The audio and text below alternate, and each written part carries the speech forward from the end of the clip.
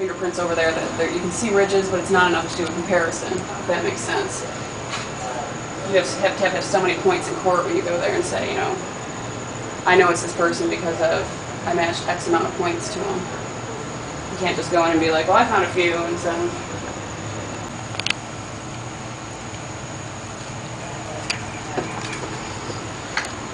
Just go through. And you know, these fingerprints may be of a student, of, you know, someone who worked here.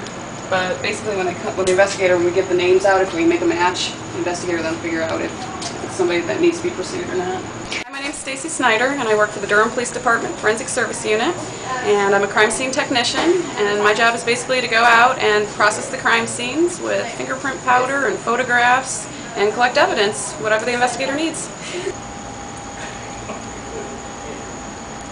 So tell me what you're doing right now. Basically what I'm doing is fingerprints are like the best way I can describe them is they're like a stamp. You know, your ridges are the stamp, and you sweat and have oils come out of your skin. So when you lay a fingerprint down, those oils and sweat get left behind, kind of like a stamp. And this powder is a dry powder, and it sticks to those components that are the sweat and the oil. And you can actually see one right there. And I know you guys probably have watched CSI or something, and you know that, you know, DNA is the big thing. But if you are an identical twin, you actually have the same DNA as your brother or sister. So that becomes a problem. Fingerprints, nobody ever has the same fingerprints. All those ridges, all the ways they come together are completely different. And what fingerprints do is you kind of sweat, you know, when you get hot you sweat, and you have oils come out of your skin, and they're kind of like a stamp because they're kind of soft and squishy like a stamp. So when you touch a surface, you leave those sweat and oils behind much like you would a stamp. So yeah, you're kind of oily and sweaty here. I'm going to do. Lay the fingerprints down. And you guys can't see those, right? Because sweat and oil is clear. So what we're going to do, some gloves on so I don't get dirty. Let's see if we can develop some.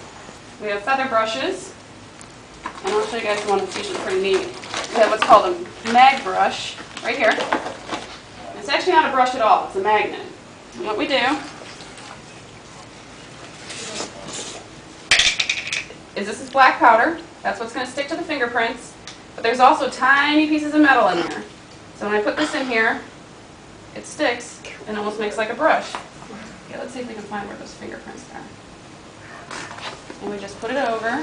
Whoa! Shiny. That's awesome. Ooh.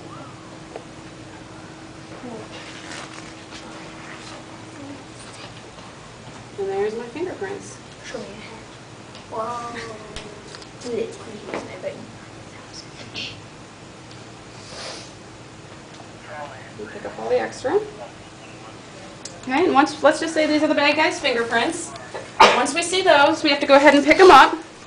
Now, normally, if they come in a whole palm print like this, we try to lift them all together, just so we can show what was there. But I'm just going to lift each of them individually so you guys can see the different ways I do it. We have different little lifter things, different sizes, and they're basically like sticky but not super sticky tape. What we do, just peel off the back.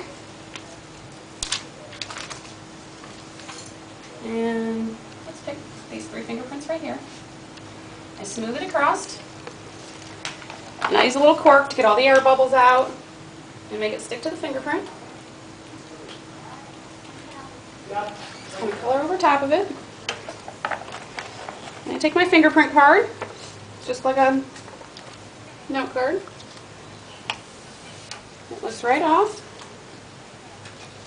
Lay it back down. And that's what they'll use to compare to other people's fingerprints. And then I turn these into our latent examiners, if you guys want to pass those around. And they take a picture of them with a camera, put them into a computer, and then the computer looks through different fingerprints for us and tries to make a match.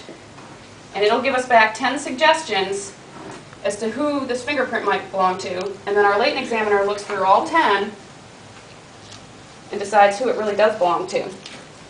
Then when they get a name, they call our investigator who's looking into the case, and they go out and get the bad guy.